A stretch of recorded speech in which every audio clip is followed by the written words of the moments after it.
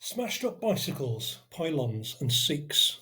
50 years on, what still haunts us about the British children's TV series, The Changes? In this paper, I hope to persuade you that The Changes is worth revisiting as a landmark in post war British children's television.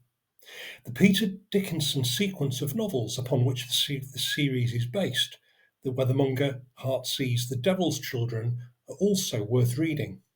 Thematically known as the Changes trilogy, they are by way of character and setting standalones, illustrating one aspect of the challenge that TV producer Anna Home faced in adapting them for the screen. I will also reference two roughly contemporary polemics by E.P. Thompson and Michael Moorcock, and a more recent newspaper article about bin men. Part 1. Endings. During this series' infamous first few moments, we meet Nikki Gore, 14, doing homework up to the kitchen table. Mum knits, perhaps something for the baby she's expecting.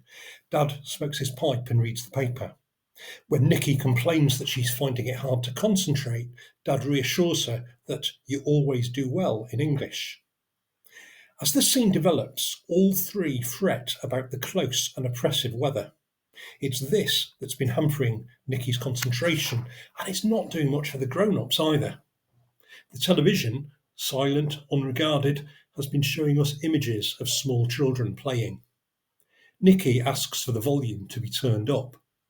Briefly, before static kills picture and sound, we hear fragments of a news bulletin, phrases such as abnormal weather conditions, the Welsh borders, thunderstorms. We see images of flash flooding. An unearthly noise then makes itself felt. 12 different layers of thrashing, awful sounds created by Paddy Kingsland of the BBC Radiophonic Workshop. Dad, face contorted, starts smashing the television with a candlestick. Mum and Nikki look momentarily aghast before they too are possessed by an urge to destroy technology. We then cut to street scenes of ordinary middle-class householders smashing up cars, intercut with stock footage of burning tube trains and exploding bridges. Evidently, this maelstrom of violence is taking place nationwide. This montage, crudely put together by modern standards, remains unsettling to watch. It's the 6th of January 1975, with 3 minutes into the changes. Britain's youngsters, it's tea time and this is children's programming, have watched the world end. Though there were two specific continuity warnings that this would be a drama serial for older children, the BBC switchboard will soon be jammed with parents calling in to complain. There will be angry letters too. We remember the changes for the boldness of such scenes, the way in which this episode, broadcast immediately after John Craven's news round, concisely and sometimes subliminally represents recent socio-political events, the post-OPEC energy crisis, mass picketing, football hooliganism, the troubles in Northern Ireland. There's also a prefiguration in the notion of a terrible noise, which makes those who hear it want to smash things, of the punk rock explosion 18 months later. We like noise, it's our choice, it's what we want to do, in Johnny Rotten's immortal words. If we wanted to understand the importance of allowing children the libidinal release of watching such scenes from behind the sofa if necessary, we might want to look through Jared Jones's Killing Monsters, Our Children's Need for Fantasy, Heroism and Make-Believe Violence, and for evidence that even very young children regularly think of death, the relevant chapters of Irvin Yalom's Existential Psychotherapy. Freud, in his later writings, spoke of the death instinct, Jung of the shadow. Melanie Klein, describing the schizoid and depressive positions, mapped the centrality of disappointment and even hate in the infant's inner life. So whatever psychotherapeutic lens we look at this through, we are invited to reflect on the ways in which children use fictions to make sense of the world not of their making, into which they have been thrown. The boldness with which death and destruction is here represented, as also in Watership Down, the book, and notoriously the film, praiseworthy. Exploitation and cynicism are always wrong. Sensible age guidelines are fine. putting the frighteners on small children about dark, lonely bodies of water or playing frisbee near electricity substations, as the famous public information films of the time did, may or may not be all right. It's better, though, to arrive at adulthood haunted by things we can name than to arrive haunted by unknown, unspoken presences. Part 2. Pylons. Pylons, to speak of electricity and danger, features of the British landscape since 1928 were always uncanny, as the so-called pylon poets of Auden's generation knew. Designed by the architect Sir Reginald Blomfeld and named after the ancient Greek word for the gateway to a temple, the tapered lattice structure with a pyramidion at the apex drew inspiration from ancient Egyptian obelisks. In the changes, even villains fear to get too close to the so-called bad wires. Part 3. Bicycles and carts. Surveying the wreckage, the Gore family ask themselves, what now? One silver lining: it has become clear, how is not wholly explained, that this is a specifically British implosion, not a civilization-wide collapse like that which happens post-pandemic in Terry Nation's Survivors, which covers similar themes for a more adult audience, and which coincidentally began filming on the same day The Changes was first broadcast. We're going to try to get to the south coast and then to France, explains Nikki's mum. They say things are still all right there. Nikki's dad insists that they must travel as light as possible. Despite her conscientiousness, Nikki must leave even her school books behind. How to make the journey, though? With all forms of motorised transport and even bicycles, modish emblems of modernity and progressive politics back in Edwardian times, smashed, anathematised, impossible even to name. There's still a few carts, if you don't mind paying, he offers in a quintessentially grumpy middle-aged dad fashion. Someone's making a fortune out of all of this. Now, many children's fictions do nod to the grown-ups over the heads of their ostensible audience. As book literate or media literate children grow, they increasingly understand these intimations, measuring their own progress towards adulthood by them. Against a backdrop of British economic turmoil, a brain drain, a concerning recent net population fall due to emigration, there was a fervent belief in some quarters that the nascent European Union, which Britain had very recently joined, could become a life raft. With an in-out referendum due later in 1975, this to appease the Labour left rather than the Tory right, but otherwise plus ça change, one suspects satire here, a send-up of the belief in salvation through the apocalypse through crossing the English Channel. If this scene does lampoon middle-class Europhilia, it deserves to be read after the manner of the internationalist yet EU-phobic Marxist historian and polemicist E.P. Thompson in his influential essay, Going into Europe. The first person, says E.P. Thompson, who enthused to me some years ago about going into Europe went on to enthuse about green peppers. EU-philia is about consumerism, he feels, and ultimately about the belly. So much for the bourgeoisie, and so much for mum and dad, who themselves come to seem self-involved and self-interested when, having lost Nikki in the crowd, they set off for the south coast without her.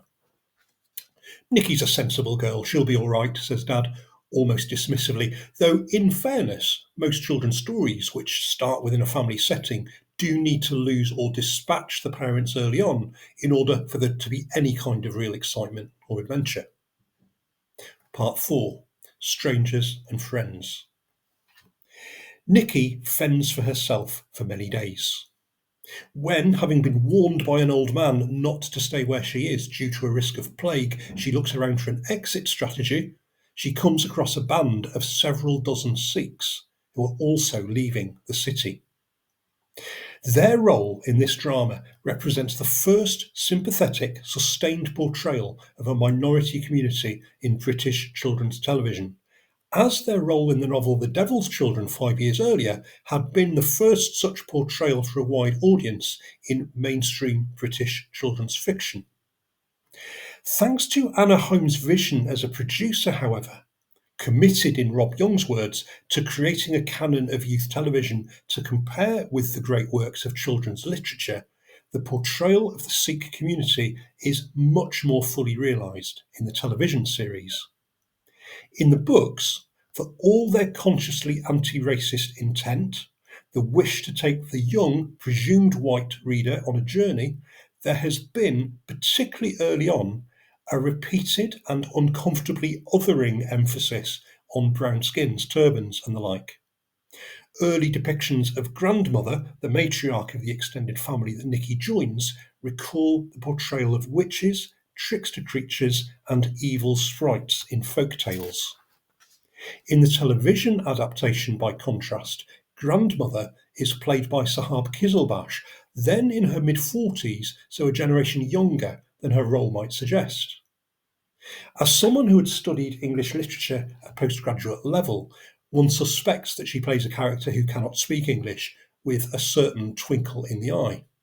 Though known only to a small minority of those watching, her formidable reputation within Urdu poetry and journalism would have lent salience to her portrayal of a character whose abilities as a storyteller help a travelling band to cohere, survive, and ultimately win friends and allies amongst a rural white English community who have initially viewed the so-called Devil's Children with hostility. The Changes, in fact, features a number of actors with significant prior reputations in Indian and Pakistani cinema. Several had also worked together on Insaf in 1971. This was an intriguing Urdu language film, half drama, half extended infomercial, 43 minutes long, and made, like Dark and Lonely Water and the one about incautious frisbeeing, by the UK government's Central Office for Information. Insaf's intent was to raise awareness of the 1968 Race Relations Act's employment provisions. There was a limited cinematic release in British towns with significant South Asian populations. In the book, The Devil's Children, Nikki's sympathy towards her companions, the manner in which she finds them intriguing, odd, or funny, sometimes suggest a colonial mindset. Empire did have its social workers as well as its cops, enforcers, and resource-hungry predatory capitalists. The shift that takes place through adaptation to the screen is encapsulated at the start of the second episode of The Changes. Genre scholar Peter Wright puts it like this. Off-screen diegetic singing in Punjabi forms a sound bridge to a long shot of a group of Sikhs crossing an elevated road at the top of the street, placing them literally and figuratively on a higher level than Nikki. It is she who must ascend to reach them. Part 5. Remembering. There are various ways to remember what happened 50 years ago. The bad ones are mapped by a Dan Hiscox article, Who Remembers Proper Bin Men, which explains how out-of-context snippets of social history, television, all but forgotten consumer brands are reimagined as tiny facets of a lost post-war idyll. What these snippets then conjure is a free-floating back then that can nonetheless feel curiously ahistorical. Who Remembers Steptoe and Son is a more likely Facebook nostalgia meme than, for instance, Who Remembers the Sinking of the Belgrano. The key adjective then becomes proper. Proper bin men, proper food, proper telly, everyone knowing their place, no one ever being offended. Having referenced one landmark 1970s polemic, I'd like, in a few moments, looking at how this series concludes and why it still feels exemplary, to reference another, Michael Moorcock's epic Pooh with an H, in which he shares his hearty dislike of Tolkien, C.S. Lewis, and others. During the final episodes of The Changes, Nikki and her friend Jonathan, she has left the Sikhs, this is a new adventure, head west across England's border with Wales.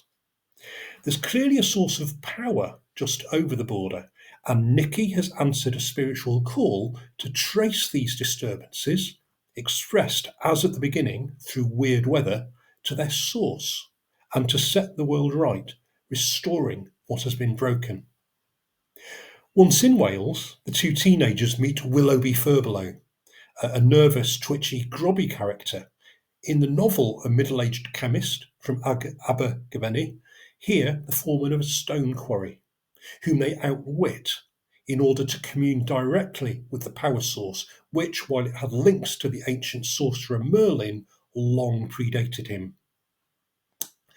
In closing scenes, which owe a significant debt to 2001: A Space Odyssey, this power source takes the form of a monolith. The BBC Children's Department lacked Stanley Kubrick's budget, of course, and designer Paul Monting was later to express disappointment with what could be done with polystyrene, fiberglass, and backlighting. Through another, nonetheless powerful filmic montage, which includes scenes from her own adventures and, as at the beginning, stock footage, Nikki communicates to the monolith what has happened. In a humanitarian, almost disinterested spirit, she persuades it to lift its curse against technology. While the former state of things has now been restored, this is no straightforward return to the Shire. Nikki and Jonathan expressed doubt over which state of affairs was genuinely for the best, the pre-technological way of life to which Britain had reverted with its narrowness and toil, or the urban industrial civilization that now resumes with the pollution, noise, and endless distraction that this involves. Modernity wins, but not by much. And in holding these perspectives in mind alongside the teenage protagonists of this drama, we may also be recalling the pre-Reaganite, pre-Thatcherite 1970s in roughly the way Mark Fisher does. Writing in 2014, he describes the decade as a time before the switch, a time at once kinder and harsher than now. Forms of social security then taken for granted have long since been destroyed, but vicious prejudices that were then freely aired have become unacceptable. Clearly, we have all been through and continue to undergo our own changes. This all speaks to two aspects of the work of Tolkien, C.S. Lewis and others, that Moorcock dislikes and distrusts. In some ways, and only at their laziest, most reductive worst, they too had been advocates of proper binmenism. One is their reliance on narratives of restoration, which are covertly regressive, tending to support monarchy, aristocracy, and the ideologies of sacrifice that, so the charge sheet reads, enabled so much needless carnage during the First World War. Another is that for all the epic set dressing, these are ultimately cosy narratives, enabling adult readers to avoid hard truths, and therefore paralleling what A.A. Milne does in his Winnie the Pooh stories, which are at least avowedly aimed at the very young. As the last episode concludes, Nikki wonders whether her new sibling will be a boy or a girl. While a family reunion is implied, it is not shown. It feels clear that the Nikki who reunites with her parents will be a significantly different person from the child pictured busy with her homework at the beginning of the first episode. The end credits, which had previously featured the monolith, foreshadowing, or a non sequitur according to taste, now show us aerial shots of passenger trains and road traffic. Nikki is an adult citizen, ready to take her place in the greater social democratic world, with all the ambiguities and open-endedness that this implies.